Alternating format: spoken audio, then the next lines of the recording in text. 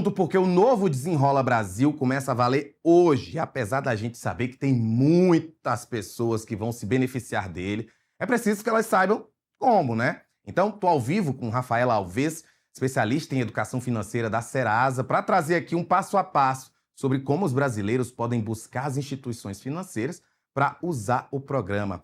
Rafaela, muito boa tarde. O Serasa trouxe hoje que o Brasil tem quase 83 milhões de endividados. Esse número, inclusive, representa um aumento de 1,35% em relação ao levantamento de vocês anterior, de fevereiro deste ano.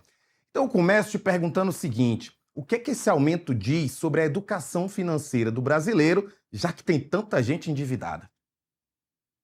Perfeito. Bom, boa tarde, né.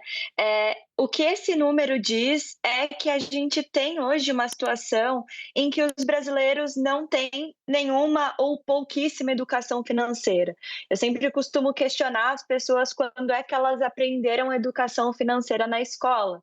E a gente não aprende, né, não é uma coisa que é aprendida, a gente acaba aprendendo na vida adulta e quando o orçamento aperta, o orçamento é pressionado, as pessoas não sabem lidar muito bem com esse dinheiro e acaba gerando essa situação de inadimplência que a gente vê hoje, onde temos quase 47% aí da população brasileira que está em situação de endividamento. Exatamente para a gente fazer aquele servição, ajudar quem está precisando desse programa, que é muita gente, pelo que a gente tem visto aqui. E aí eu queria saber quem pode participar do Desenrola atualmente.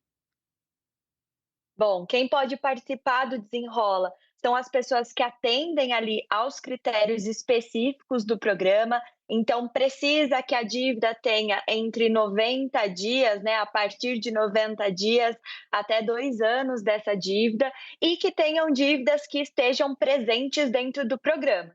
Então, se você tiver esse tipo de dívida, é possível fazer a negociação pelo Desenrola.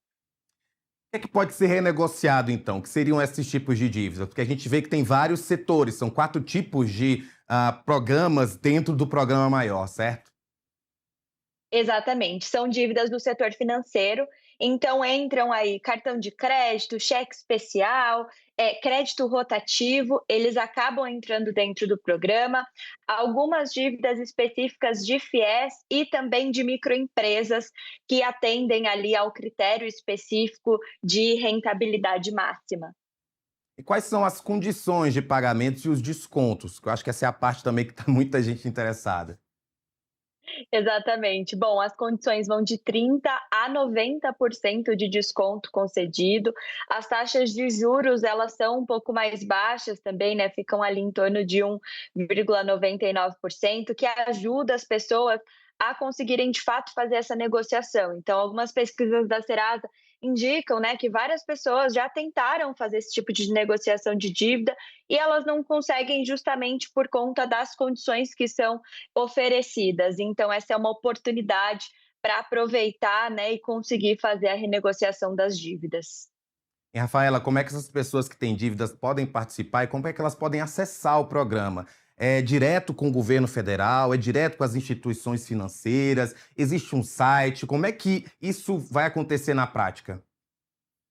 Bom, existe o site do próprio governo federal para fazer a negociação, e ali diretamente pelas instituições financeiras, né, que você tem dívida. Então, quando você tem dívida da instituição, você vai diretamente até ela e vai ter a dívida presente ali no desenrola. E também pela Serasa, que o benefício é que temos mais de 2.000 parceiros aí, então é possível encontrar as dívidas concentradas em um único lugar, sem essa necessidade de você procurar em várias instituições diferentes. Outra novidade que tem feito muita gente prestar atenção é o fato do uso do FGTS. Como é que isso vai se dar?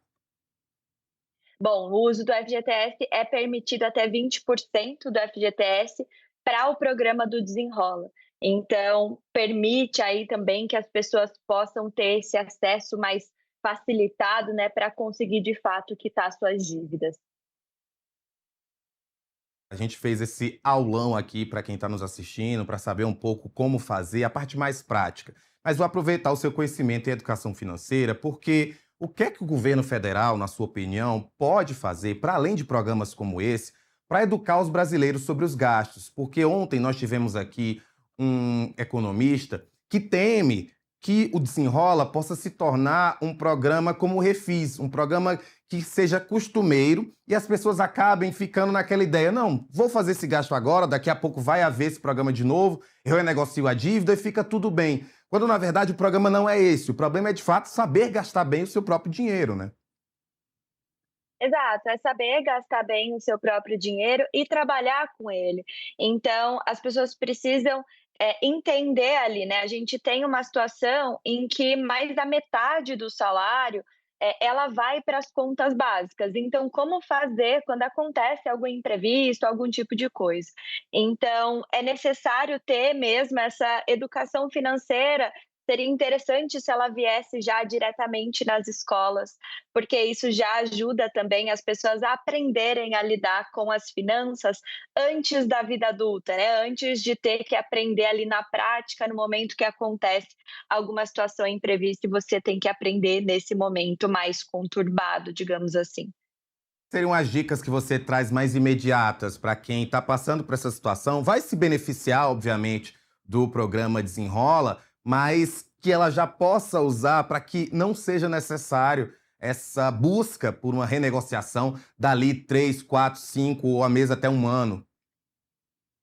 Esse ponto é muito importante, porque muitas pessoas voltam a se endividar por conta desse descontrole financeiro mesmo. Então, primeiro, né, situação imediata. Olhar para suas dívidas, opte pelas dívidas mais caras, porque elas costumam ter os juros maiores e vão transformar ali numa bola de neve.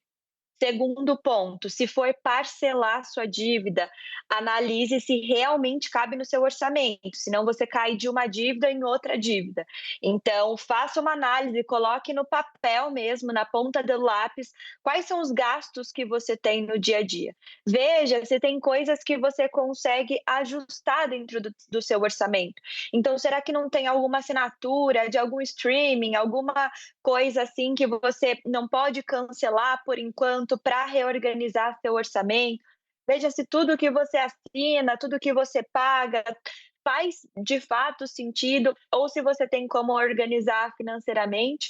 E outro ponto importante é, como a maioria das dívidas vai para contas básicas, analisar se você tem como economizar em supermercado, como economizar ali na sua conta de água, luz, para que você consiga fazer o dinheiro render um pouco mais e você encaixar ali tanto essa negociação, mas também não voltar para uma situação de inadimplência, né? Então, depois que você sair dessa situação de inadimplência, tentar também guardar um dinheirinho ali para os imprevistos, que seja 10, R$ 20 por mês que você conseguir, mas ir mantendo esse dinheirinho separado para quando tiver imprevisto você consiga utilizar e não cair em uma nova situação de inadimplência. Vocês trouxeram esse número hoje, né, de quase 83 milhões de pessoas endividadas no país.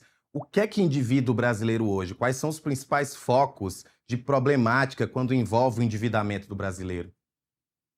Bom, pela pesquisa que a gente fez, o que endivida o brasileiro hoje são alguns fatores, né? A inadimplência ela não envolve um único fator. O principal ponto é perda de renda. Então, a pessoa ela tinha ali uma renda específica, ela perdeu o emprego ou aconteceu algum acidente, né? Se ela era um trabalhador que não era CLT, né, não tinha o seu rendimento ali mensal, essa perda de renda gera essa situação de inadimplência. Esse é o primeiro fator. Segundo fator que mais gera inadimplência, segundo a nossa pesquisa, são as situações que acontecem que não estavam previstas. Então, um acidente, quebra de um carro, por exemplo, que você tem que tirar esse dinheiro, não tinha esse dinheiro de emergência e acaba utilizando esse dinheiro de emergência. E o terceiro fator é, de fato, a falta de conhecimento financeiro, de planejamento financeiro. Então, é o terceiro maior fator que leva aí ao endividamento da população. Eu acho que também é importante dizer que ser endividado não é ser errado. Infelizmente, nós teremos dívidas. Não tem, eu, por exemplo, não tenho condição alguma de comprar um apartamento à vista, como muita gente faz. Tem gente que consegue.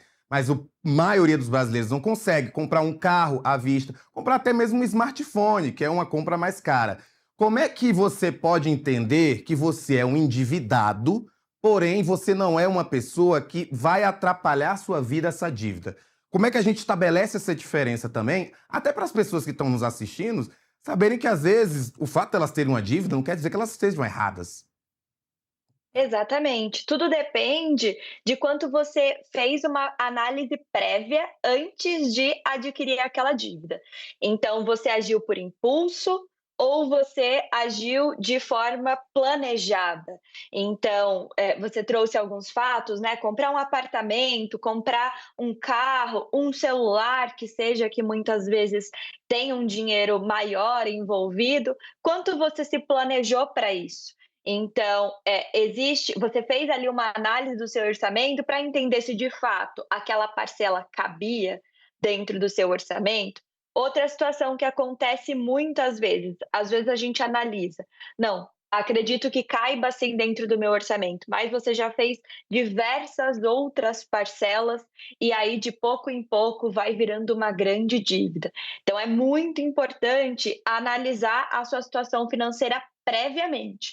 Então, veja, se possível, se prepare antes, né? Se possível, junta esse dinheiro para que você possa dar uma entrada maior. Não usa ali questões que vão gerar juros muito altos. Então, situação de apartamento, por exemplo, quanto maior for a sua entrada, menos juros você vai ter.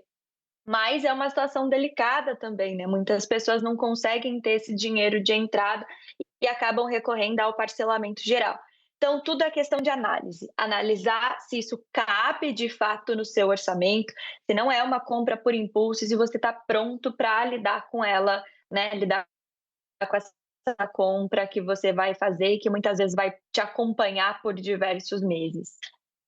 Você falou compra por impulso, eu já estou me sentindo culpado, tá? Então já vou levar essa entrevista não só para quem está vendo, mas para minha vida também. Rafaela, muito obrigado por participar aqui com a gente no Agora Metrópolis.